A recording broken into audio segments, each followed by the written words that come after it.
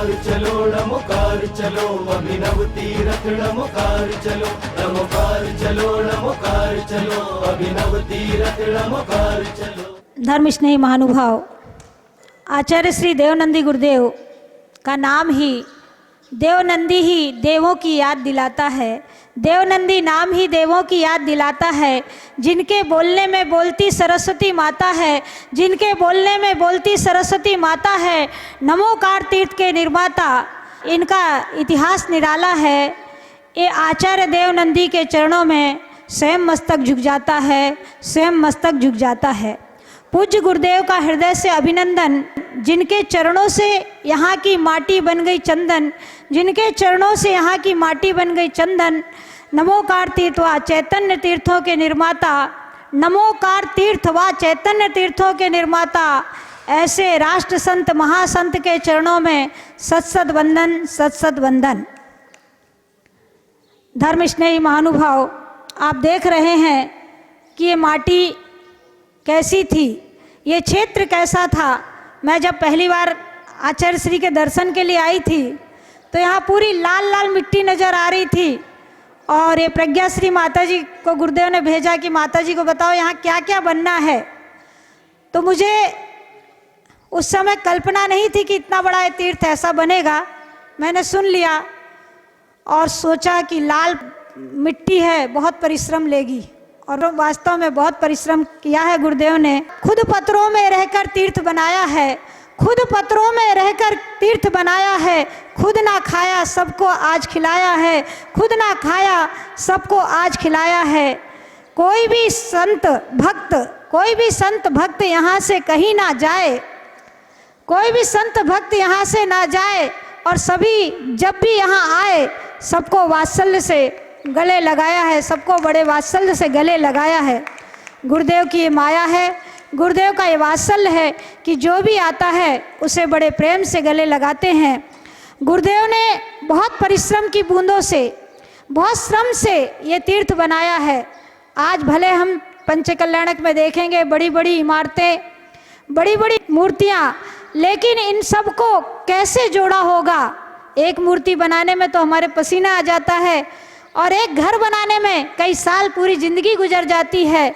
और 12 साल में इतना बड़ा तीर्थ खड़ा कर देना बहुत बड़ी बात है। ये गुरुदेव का पुण्य है, क्योंकि गुरुदेव जब बोलते हैं तो भक्त खिंचा चला आता है। ना जाने इनकी वाणी में क्या जादू है, जो भी एक बार सुन लेता है इनका दीवाना हो जाता है। और ये आज का परिश्रम नहीं है, वास्तव में जगह जगह घूम करके इन्होंने भक्तों को तराशा है, भक्तों को तलाशा है। और आज यहाँ बैठ करके डायमंड का व्यापारी जब जगह जगह घूमता है तो उसकी कदर नहीं होती। आज वो यहाँ पर अपने स्थान पर बैठे हैं और अपने डायमंड का प्रचार कर रहे हैं। उन्होंने डायमंड जैसा तीर्थ बना दिया है, तो सब लोग आकर के आश्चर्यचकित है। गुरुदेव ने और साथ में वैशाली दीदी ने बहुत परिश्रम किया है। जो भी भक्त आता है उसको समझाती है, बताती है और हर काम में गुरुदेव के हाथ बटाती है। तो गुरुदेव, आपने चैतन्य तीर्थों का भी निर्माण किया है। एक माँ जैसे अपने बच्चों को पालती है, ऐसे आपने इन चैतन्य तीर्थों को पाला है। और जैसे एक किसान अपनी खेती संभालता है, खेती को पुष्पित, विकसित और पल्लवित करता है, वैसे ही आपने इस तीर्थ को पुष्पित, पल्लवित और संस्कृति की रक्षा की है। जैसे किसान देख देख कर हर्षित होता है, ऐसे आज गुरुदेव भी हर्षित हो रहे हैं। अपने स्वास्थ्य की परवाह ना करके, इतनी 500 शुगर, 700 शुगर सुन करके डर लगता था कि कहीं गुरुदेव को कुछ ना हो जाए। लेकिन गुरुदेव का पुण्य, पूर्व का पुण्य है, पूर्व का पुण्य लेकर इतना आए हैं कि गुरुदेव को कुछ भी नहीं हुआ। और उनके शिष्य अपने गुरु के पास में अपना ऋण चुकाने आ गए हैं। श्रावक सभी कोई दान दे करके, तन मन दे करके आपका ऋण चुका रहे हैं। क्योंकि चैत्यालय शास्त्रे चतुसंघेषु सप्तसु सुक्षेत्रेषु यह कार्यो नो लक्ष्मी चैत लक्ष्मी निरर्थ कहा। गुरुदेव के इन चैत्यालयों में, इन तीर्थों में जो भक्तों की लक्ष्मी लग रही है वही लक्ष्मी सार्थक है, वह गुरुदेव के साथ और आपके साथ जाने वाली है।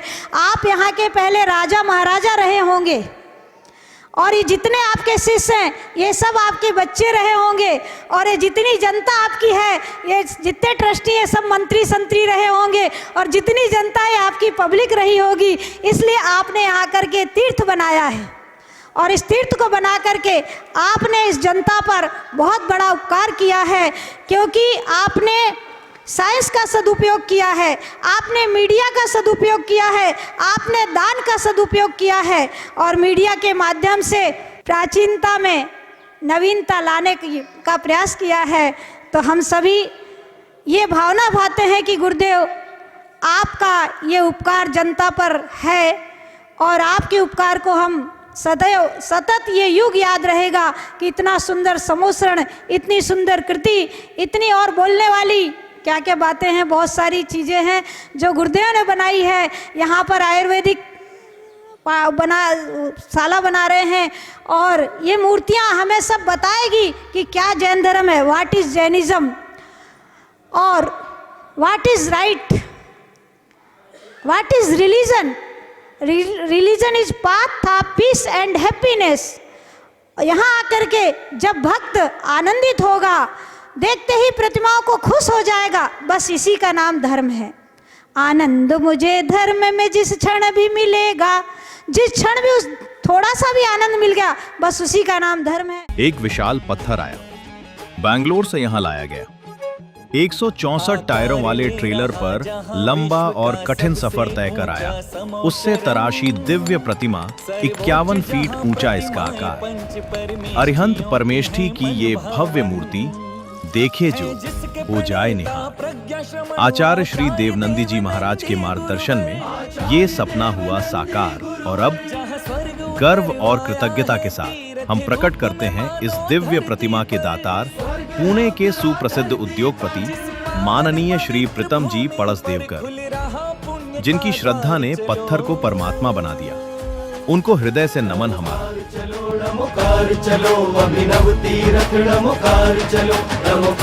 पंच कल्याणक का आया पर्व मंगल मंगल छाया है। नमोकार तीर्थ के आंगन में देवलोक भी मुस्काया है। सौधर्म इंद्र का पद है ऊंचा, देवों के वे राजा है। भगवान के पावन कल्याणक में तीर्थ देवलोक सा सजाया है। सौधर्म इंद्र का महान पद नीलम जी अजमेरा ने पाया है। उनके हाथों होगा अभिषेक, देवों का यशगान आया है।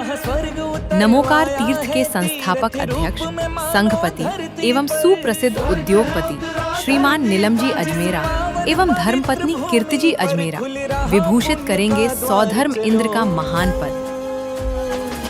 नमोकार चलो अभिनव तीरथ नमोकार चलो। पंच कल्याणक का पावन पर्व हर मन में आनंद जगाए। भगवान के जननी जनक आज सौभाग्य के गीत सुनाए। श्री संतोष जी पेंढारी बने भगवान के पिता, जिनसे मिला संस्कार। स्मिता जी पेंढारी बनी भगवान की माता, जिनसे मिला करुणा और प्यार। इनकी गोद में पला वह तेज, जिसने जग को दिया उद्धार। हम सब मिलकर करते वंदन, दोनों को शत शत प्रणाम। पंच कल्याणक महोत्सव समिति के अध्यक्ष व सुप्रसिद्ध उद्योगपति श्रीमान संतोष जी एवं धर्मपत्नी स्मिता जी पेंढारी नागपुर बनेगे वीर प्रभु के माता पिता। पर खुल रहा पुण्य का द्वार चलो। नमोकार चलो अभिनव तीरथ नमोकार चलो। नमोकार चलो अभिनव तीरथ नमोकार चलो।